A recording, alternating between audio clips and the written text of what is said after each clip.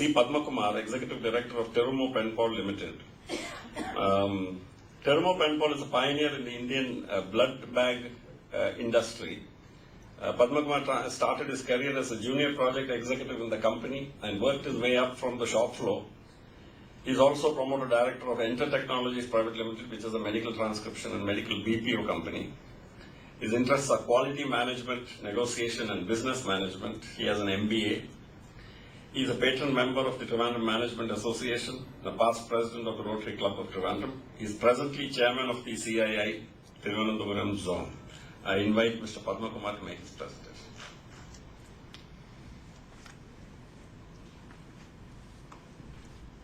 Good afternoon, ladies and gentlemen. At the outset, let me thank TRACK for this opportunity to address all of you. My presentation will be on the medical device industry, of which Terumo Penpal is a member. And what I'd like to do is give you a little bit of history about how the company was formed. It will, I think, not just tell you the story of our company, but also a little bit about the medical device industry in the state and in the country.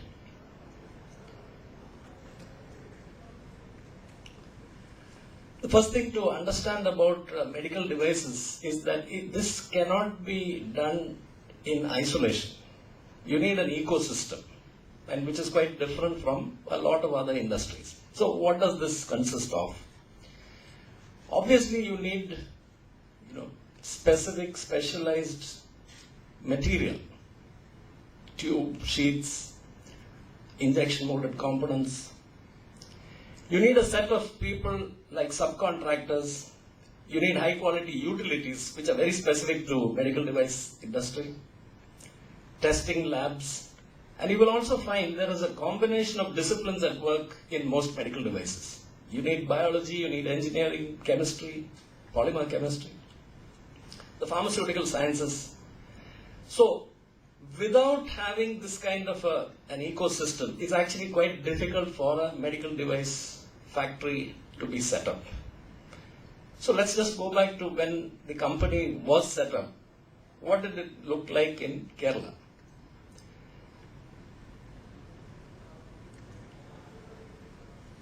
Ladies and gentlemen, that's not a mistake. That was the medical device ecosystem in Kerala. There was none. So, that's good news and bad news. The bad news, of course, is that there are many challenges. And the good news is that you get a blank sheet of paper on which you can draw. So let's look at some of the issues which we had to face. Obviously, you had to start from scratch. And when you say start from scratch, you're talking about having to write down the specifications of the materials themselves. So supposing you were, just imagine for a moment you were not setting up this business in Kerala. Supposing you were in the United States of America or in the UK or in Japan or Singapore or Malaysia. How would you set up this business? It's actually quite simple. You open the yellow pages, or nowadays you go to the net, hit medical grade compound, you get the list of all these guys who supply compounds. Hit medical grade sheet, get a choice of sheet. Same for tube. So whatever you wanted, you just had to search for it, Google it. But this was not the case. And so what we had to do was practically help create a whole supporting infrastructure for this industry. We ended up doing a lot of things. Like I said about the bad news, we had to reinvent the wheel, which was because of our location. And obviously this means cost. The problems associated with not having anything anywhere near where we were located, which was in Trivandrum, and in one sense, if you think about it, you could not have thought of a more unfortunate location to start a business, especially a medical device factory, than Trivandrum. Because you had nothing in Trivandrum. No market, no suppliers, no subcontractors, no engineering practically worth the name. We had to go to Coimbatore to do most of our fabrication and engineering work. So obviously all this led to time. And this meant that we had to take some time to go to market. So I was talking about what we had to do. What were the challenges? I've already mentioned the fact that we had to develop specifications from. We actually wrote out the specifications and had to educate many of our suppliers. I will be talking a little more about some of the key people who contributed to our company's development and maybe illustrate a story or two which will tell you about the kind of work which we had to do. We not only had to develop vendors, an additional challenge was we had to develop a whole market because there was no market at that time for blood bags. There wasn't such a thing in this country. We were using glass bottles. On top of that, we had to develop people. Now, why do I say that? Because when we were looking for people who had experience in biomedical device manufacture, there were none. We also had to incidentally generate our own power because the power supply wasn't all that great. And we basically did it the hard way. So in a nutshell, if you ask me, how did we actually do this? I've told you about the disadvantages that we had, the fact that there was barely any ecosystem. But it is also a fact that today we manufacture medical devices. And I'd say that the key to the whole thing was our belief in collaboration. So Mr. Palgopal here, whom you see on the screen, who is also the chair of this session, is the founder and promoter of the company. And let's actually take a quick look at what he did. What was it that made this difference for building up such an ecosystem? It is not the achievement of one individual. That much is for sure. This was achieved only because of the collaboration of different organizations and different individuals. And who are these? Let's look at them one by one. First and foremost is the Sri Chitra Tirunal Institute of Medical Sciences and Technology, which is a unique institution in this country, possibly unique in the whole world, where you have a top-class hospital, a super specialty hospital, which specializes in cardiac surgery and neurosurgery, with an attached R&D lab, a high-quality lab with full testing facilities. And this is, it has no equal in this country. So the actual effort was how to work with the central government laboratory. We've heard Dr. Suresh Nair say that it's not that easy to work with university, academia, and the research labs. That is true. But they do have the resources and they do have the knowledge.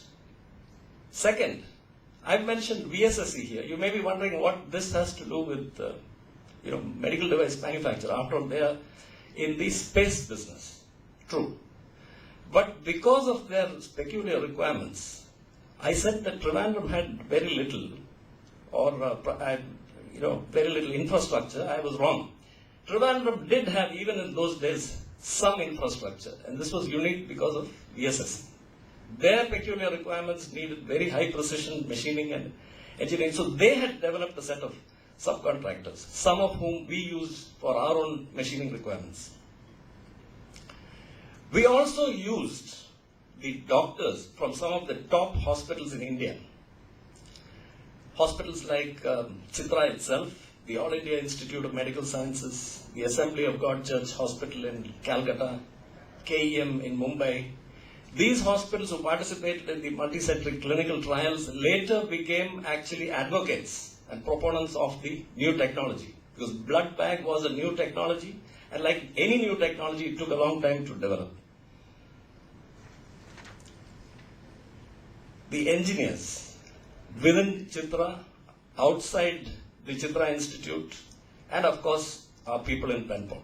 Now I would say bringing all this together, bringing a multidisciplinary group together, different organizations, and aligning all of them, not an easy task at all. I would say this was one of the key factors which helped us to succeed.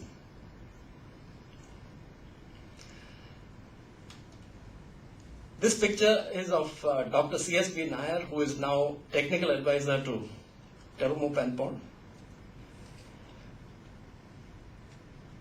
He is now 85 years old. He joined us after retirement at the age of 60.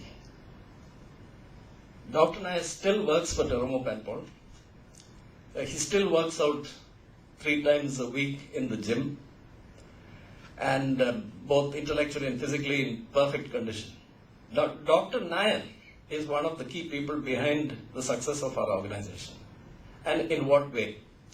He's basically a polymer chemist who spent a lifetime in the petroleum industry, the Central Fuel Research Institute, and later in FACT. He had in 1985, he had 88 patents to his name. He's a fellow of the Royal Society of Chemists of the UK. And Dr. Nair's unique contribution to us was, apart from being an eminent scientist, he was also an extremely practical scientist. So he was the man on the shop floor who helped solve many of our problems and brought the product to life. And God knows we had huge problems when we started out in manufacturing.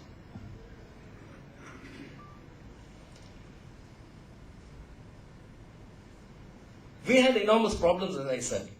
Our first shipments, which went out in 1987, came back. The entire lot of products that we made, blood bags that we made, came back after 6 months. And because these were medical devices and because they were defective, we had to destroy all these products so that they could not be reused by anybody else. Now, this would have broken the back of any company.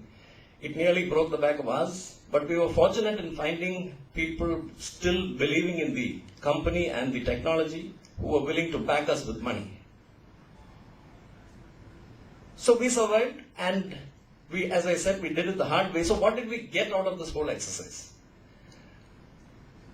One, not just know-how, we had to figure out why things worked. We, for example, developed a sterilization process within 2 years of starting. And that sterilization process, to our amazement, was unique. In fact, it is now copied by some of the world leaders, including our parent company of today, Terumo. They have adopted the same process. We did this not because we were actually looking for innovation. We were desperate and we needed to innovate.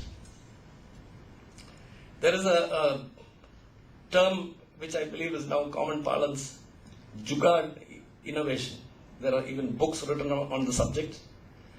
And you could call us an example of that frugal innovation. We were very frugal because we had no other choice. We didn't have any resources, no money, no people.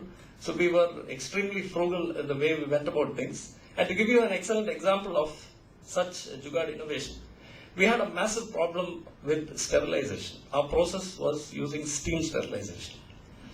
And our process resulted in, instead of sterile products, we were getting unsterile products. We had a huge problem of fungal contamination. Now, without a sterilization process, you have no product. So you have no business. So the factory was practically halted. And at that point of time, Dr. Nair came up with a very simple solution. We never knew what he did. We just saw him going home each evening. He used to come back, the next day.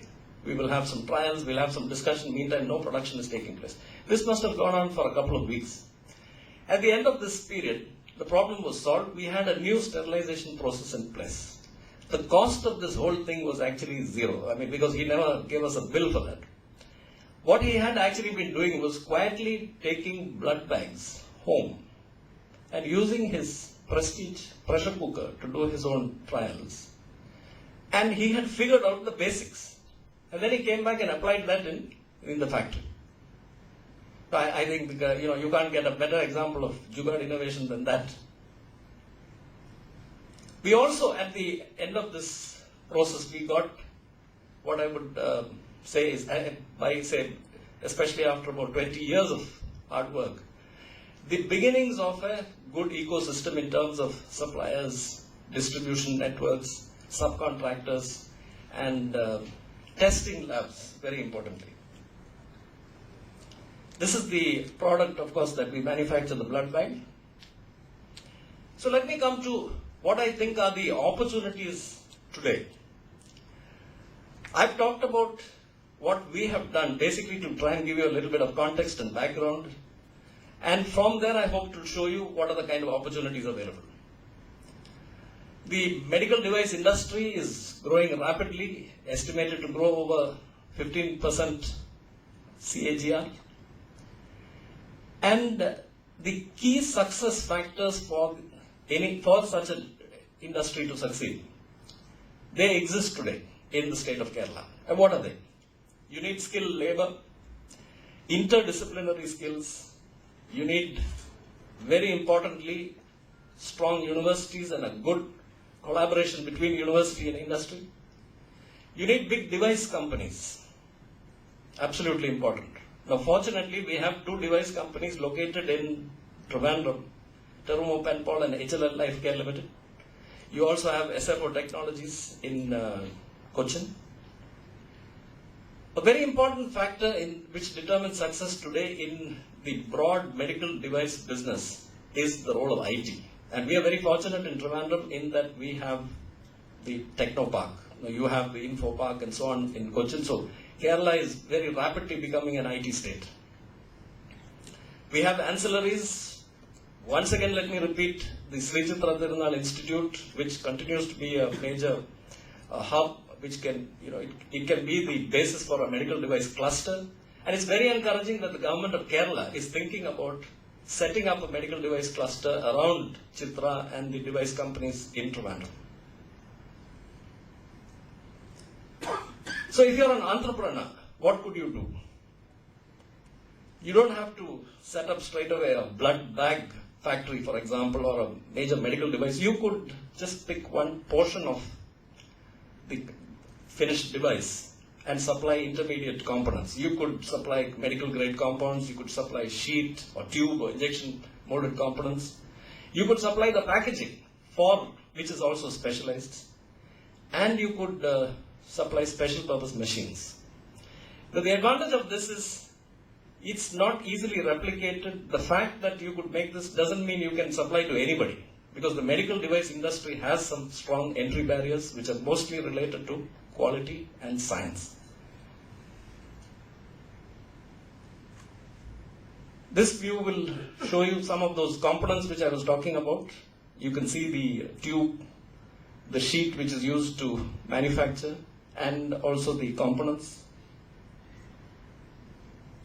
Apart from products, there is a major opportunity, in my opinion, in services to the medical device industry. And I've listed some of these, ranging from consulting, contract sterilization, packaging, and so on, going on to contract research and regulatory certifications.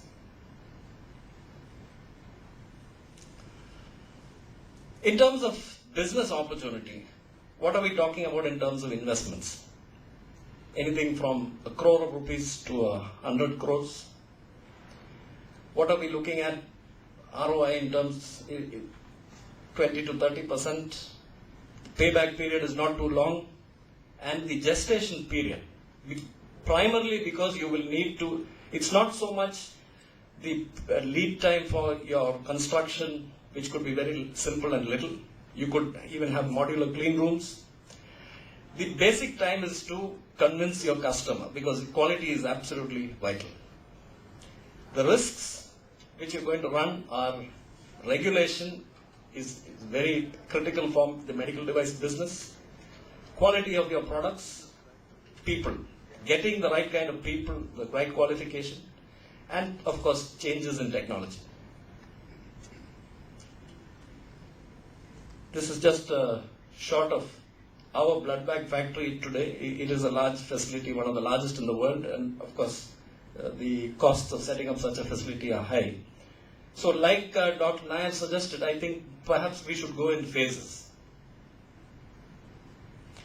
A quick look at Terumo BCT, of which we are now a part. Terumo has a blood transfusion business. It's close to $1 billion a year in turnover, and they have about 2,500 people globally. Terumo BCT's promise is unlocking the potential of blood. So, supposing you are looking at a business opportunity, you don't even have to look at the wider business of healthcare or medical devices. Just look at blood transfusion. we have made a good living out of it, and I think there's huge space for many more people. Terumo Penpal, of which I am a part and which I represent, is a member of the Terumo group of companies headquartered in Japan. Our turnover last year was 123 crores. The CEO is Mr. Balagopal. We have over 1,100 employees, and our major markets are Asia, Europe, South America, Australia, and of course India. From a very small beginning with no resources, with no capital, no godfathers, today our products go to all these countries all over the world. You can see some exceptions like the United States, China, and parts of Africa, which we hope to take care of in the near future. And let me conclude with the promise that we give to our customers, healthcare workers, doctors and nurses, that we will support them by giving them the best products, absolutely safe products, on time, to help them serve their patients better. Thank you.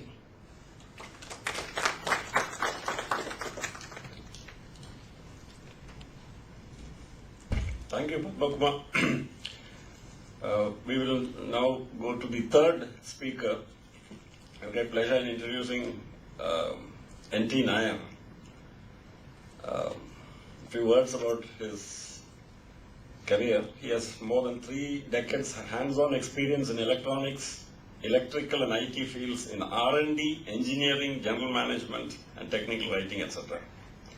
He has worked in senior positions in Keltron from its very inception, at its Electronic Research and Development Center, which is now called CDAC. He also did a stint with Asianet Satellite Communications Limited and set up the R&D Center of CMS Computers Limited, working on energy management, traffic management, and such other areas. He has many homegrown technology firsts to his credit, implemented through teams headed by him. In ER&DC, he led the team which developed India's first microprocessor-based attendance recording system, which was then commercialized by Keltron. India's first cable TV highway through electric poles of the electricity board was launched for Asianet Satellite Communications by him. And the country's first GSM-based prepaid energy metering system for industrial parks of Kinfra and CPZ, both at Cochin, was another engineering achievement. Mr. N.T. Nair has been a dynamo in terms of getting himself involved not only with the organization which he works, but with the profession at large. In the professional society movement, he served as chairman of the Institution of Engineers India, Kerala State Centre, chairman Computer Society of India, also chairman of IEEE India Council. Since 2005, this indefatigable engineer publishes the techno-managerial English monthly called Executive Knowledge Lines, which is available in print and web versions. It has been my pleasure to work with N.T. Nair and benefit from the flood of ideas literally you get when you talk to this remarkable man. I take great pleasure in inviting N.T. Nair to make his presentation. Thank you, Mr. Chairman. Ladies and gentlemen, in fact, even though it's a manufacturing session, I'm not going to talk about electronic manufacturing or the related issues, even though I was fully involved in the manufacture of these machines like electronic attendance system, traffic management system, and things like that. Here I'm going to have a totally different look at the scenario. When I do that, I just refer to a slide which Mr. Padma showed some time back. When you are looking at the industries or businesses that are run, he indicated many risks, and one risk is the technology risk, technology getting obsolete. So this is what I present as disruptive innovations and we will have a quick look at the whole thing because it may be of interest to any budding entrepreneur, startup, and even for those who are leaders in the industry.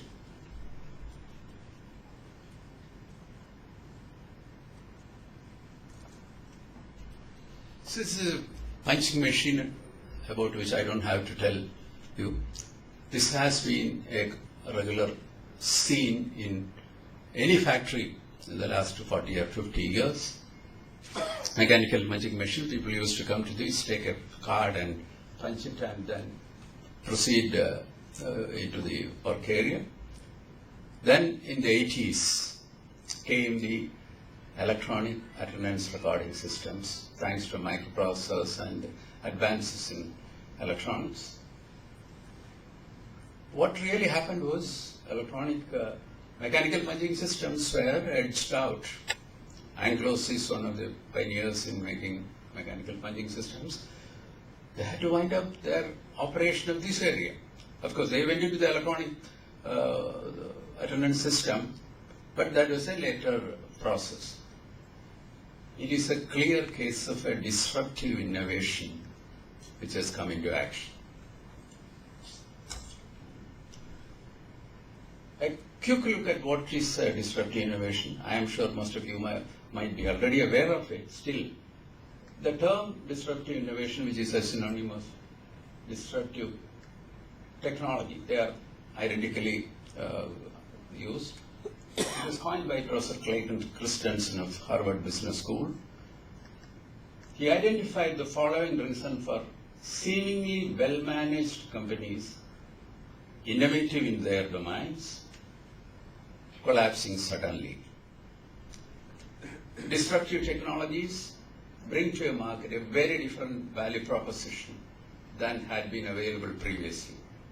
Products based on disruptive technologies are typically cheaper, simpler, smaller, and frequently more convenient to use. Some of the characteristics of disruptive innovation, they use the latest technologies.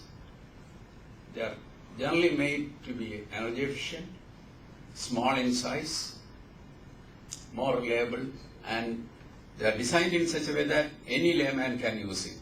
You see the example of that as in the mobile phones. It is being used to buy street vendors, workers, people who climb up the coconut trees. They sit on top of it and then speak from there.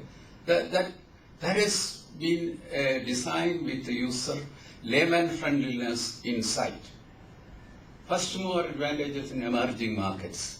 Some years back, the shampoo was made available in small sachet for 2 rupees or so.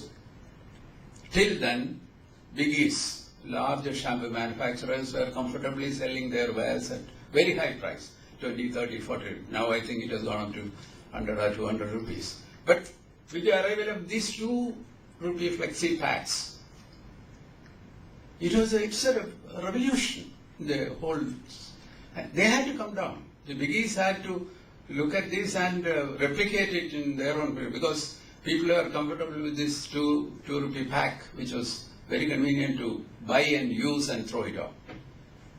It was initially difficult for big companies to appreciate that such a thing can happen, but it was a disruptive innovation which forced even the biggies to follow the same lines. More important is that their silent arrival will be difficult to recognize. It may come from somewhere, and often it will be ignored by the leading companies. And there are 2 classes of, if you look at the innovation, one is sustaining and the other is disruptive innovation. Sustaining innovations are improvements over the existing ones. You have a product, you add a little more features to it and make it, and big companies which are producing it, they do it continuously. But disruptive innovation offer totally new alternatives which cost less, smaller, better performing, easy to use, energy efficient. Why I am using energy efficient again and again? Today we are more and more concerned about the consumption of any device you and I use. The battery can last for 24 hours, I'll be happy. instead of the 6 hours it was giving earlier. You disrupt the innovations, solve existing problems in systems in new ways, create new niche in established markets, and produce unexpected networks and synergies for business growth. They don't follow the conventional routes or patterns. Totally new ways of looking at things or working with things they do. We'll quickly go through 2-3 examples. One is the billboards, display boards seen on the roadway side. Roadside billboards put up with weeks of effort. How was it being done earlier? 10 years back or 15 years back, you will put up a metal structure. On that metal sheet will be put, and white paint will be first applied on it. That's by the conventional painter, and will be followed by the artist who comes to it with a small brush and different colors, and draws up pictures of film stars and the